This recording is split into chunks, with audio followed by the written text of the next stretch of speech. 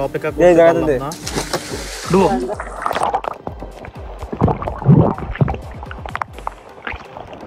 ওই যে রিসোর্ট, এই যে আমরা, আর এই হচ্ছে নীল পানি, সার কাছে পানির মধ্যে কষ্ট পাচ্ছে সার কাছে। আসসালামু আলাইকুম বন্ধুরা, এটা হচ্ছে মালয়েশিয়ার পুলাও প্রেন্তিহানের দৃশ্য। আসলে আমরা এখানে ঘুরতে এসে অবাক হয়েছি। আপনারা দেখতেই পাচ্ছেন পানির কি অপরূপ দৃশ্য। এত সুন্দর পানির কালার আমি আগে কখনোই দেখিনি। আমরা যে রিসোর্টটিতে থাকছি প্রতি রাতের ভাড়া পড়বে বাংলাদেশি টাকায় ৬,০০০ টাকা। ওই যে দূরে দেখা যাচ্ছে ওইটা আমাদের রিসোর্ট, আমরা ওখানেই থাকবো।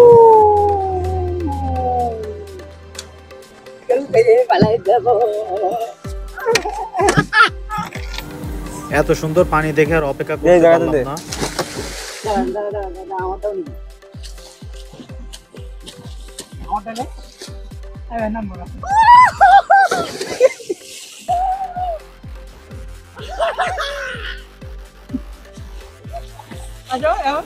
এমন ভাবে পানিতে সাঁতার কাটতে খুব ভালোই লাগছে। আপনারা যারা সাঁতার পারেন না তারা একটু চেষ্টা করবেন না।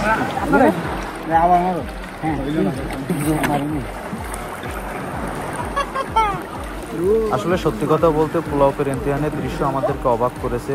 খুব অপরূপ দৃশ্য, অস্থির অস্থির লেভেলের মজা, অস্থির লেভেলের চিল।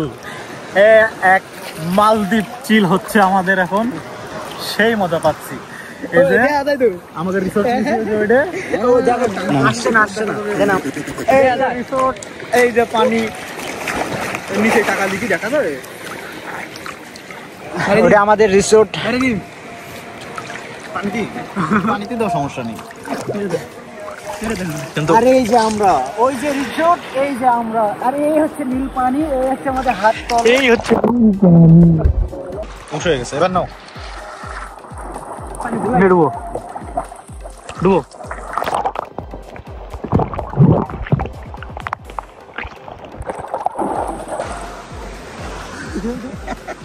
সার কাছে পানির মধ্যে কষ্ট পাচ্ছে সার কাছে।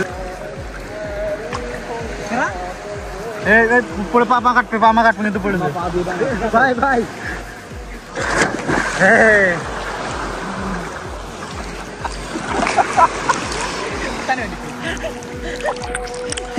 চলো, বেশি গোসল করার দরকার নেই, এবার উঠি চলো।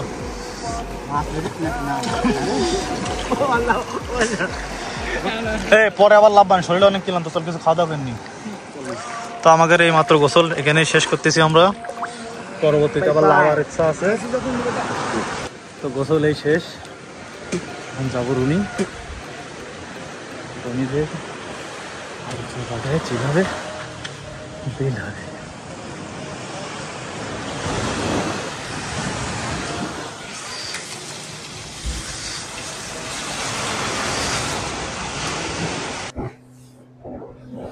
তো আমরা বেরিয়ে পড়েছি এভাবেই,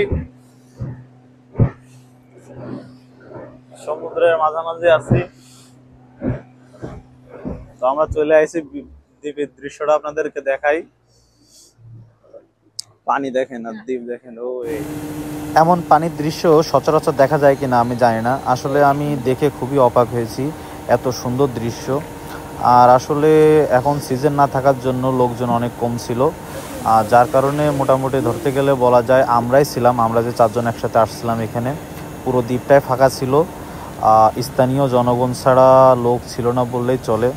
আসলে আমরা এখানে দ্বীপটা ফাঁকা পেয়ে ঘোরাঘুরি করে অনেক মজা পেয়েছি, যেটা বলে বোঝাতে পারবো না। হয়তো লোকজন থাকলে এভাবে ঘোরাঘুরি করা সম্ভব হইতো না।